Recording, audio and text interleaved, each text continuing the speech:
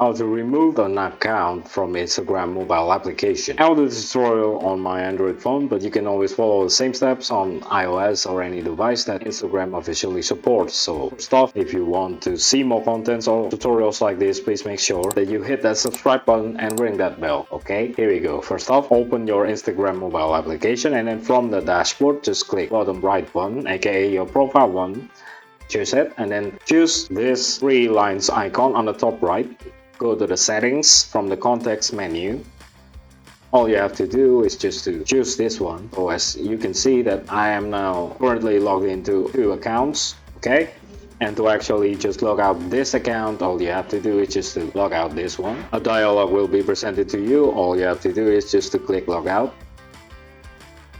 Okay, and that's pretty much how you remove an account from Instagram mobile application. If you find this tutorial to be helpful, please make sure that you hit that subscribe, like, and also comment down to our channel. If you have any suggestions or any topics that you want us at TechTricks to cover, please also do not hesitate to put it on the comment section down below. That's pretty much the whole tutorial, YouTube. Cheers, I hope it helps, and until the next tutorial, bye.